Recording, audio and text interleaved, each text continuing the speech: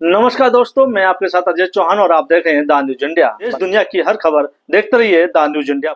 लोक समाज पार्टी के राष्ट्रीय अध्यक्ष महासचिव बच्चन सिंह कथोरिया के नेतृत्व में आज दिल्ली के जंतर मंतर पर धरना प्रदर्शन किया गया। बता दें कि उन्होंने यूपी सरकार और जीएसटी को लेकर और सीजीआई को लेकर के किया धरना प्रदर्शन। उनका कहना है कि यूपी सरकार के अंदर जल्द से जल्द राष्ट्रपति शासन लगना चाहिए और जिस तरह से सीजीआई पर जूता फेंका गया उस वकील को तुरंत गिरफ्तार किया जाना चाहिए और चुनावों से पहले ही जीएसटी कम कर दी गई है। इसको लेकर के जो निर्मला सीतारमण है फाइनेंस मिनिस्टर, उनके घर पर आने वाले समय में धरना प्रदर्शन किया जाएगा।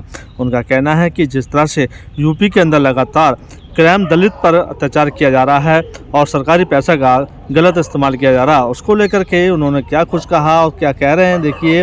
क्योंकि लगातार अध्यक्ष लोक समाज पार्टी दिल्ली प्रदेश सहित सैकड़ों लोग शामिल हुए हैं। ऐसे में क्या कुछ क्या सुनिए हमारी खास रिपोर्ट में दिल्ली से अजय चौहान की खास रिपोर्ट किया गया है। ये हमारे साथी बच्चन सिंह करोतिया हैं, इनकी अगुवाई में आज यहाँ पर कार्यक्रम जो यूपी सरकार में अत्याचार के खिलाफ वाई पूरन कुमार को जो एफआईआर दर्ज करने में देरी किए, जांच में अनियमितता में बरती जा रही है उसके खिलाफ, और उसके बाद में जो सीजीआई पर जूता फेंका गया, इन चारों मुद्दों को लेकर के लोक समाज पार्टी यहाँ पर आई है। और जो अभी जीएसटी का दाम घटाने के नाम पर जो लोगों को एक गुमराह किया गया, अरबों रुपया खर्च किया गया, उसके विरोध में भी हम लोग यहाँ पर आए हैं। जी, अपराध मुक्त शासन जो है वहां पर जो है वर्णवादी व्यवस्था का शासन है, राम राज्य का शासन नहीं है।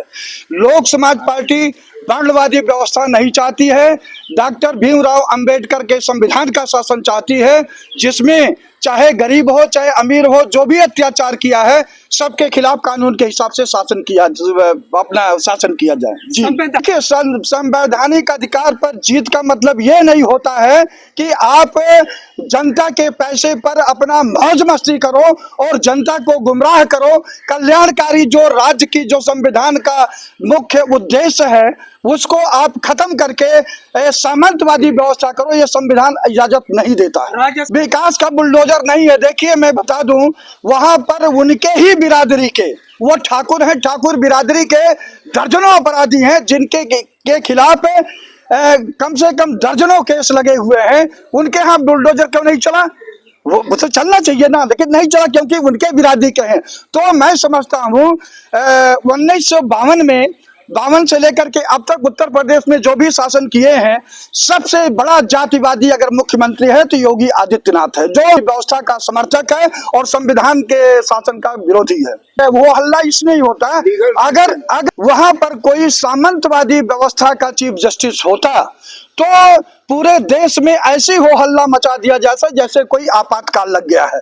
लेकिन जो सत्ता में बैठी हुई सरकार है, मोदी सरकार है, और जो संघ में रसमलाई मुफ्त में रसमलाई काटने वाला जो व्यवस्था बैठा हुआ है, ये चाहते हैं संविधान का शासन ना हो, दलित ओबीसी आदिवासी के लोग वहां पर सत्ता में बड़े पदों पर ना बैठे, और बैठ गए हैं तो आसानी से काम ना कर सके, इसीलिए जूता फेंकवाया गया।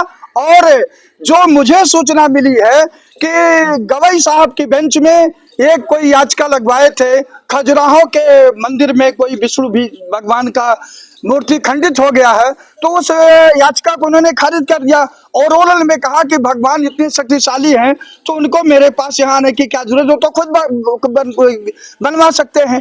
तो मैं समझता हूँ गवई जी ने कोई किसी भी सनातन धर्म का अपमान नहीं किया, और जो सनातन धर्म के अपमान का ये अपना समर्थन कर रहे हैं कि ऐसा हो गया है, तो मैं उनसे पूछना चाहता हूं कि मोहम्मद मंदिर पर आक्रमण पर सोना लूट कर ले गया तो उस समय सनातन का अपमान नहीं हुआ था। बाबर ने यहाँ पर आकर के मंदिर जो बताते हैं कैसा भी है तोड़ा था, तो उस समय सनातन का अपमान नहीं हुआ क्या? ये कि इस पर कह देने से अपना अपमान हो गया? तो मैं समझता हूं यहाँ पर जो सत्ता में बैठे हुए प्रधानमंत्री हैं, उनके कैबिनेट के लोग हैं, और जो उनकी गुरु जो पेरेंट शाखा है आरएसएस, वो नहीं चाहते इस देश में संविधान का शासन हो, वर्णवादी व्यवस्था है। लोक समाज पार्टी और इस देश में बहुत सारी संस्थाएं हैं, राजनीतिक गैर राजनीतिक, जो चाहती हैं कि इस देश में संविधान का शासन लागू हो। हरियाणा है, मैं बता दूं, जो मीडिया में आ रहा है कि भाई ये ज्यादा करप्ट थे, और लाठर जी भी कह रहे हैं जो आत्महत्या किए हैं कि वो हमसे क्या वो ज्यादा पैसा मांगते थे, करप्ट थे।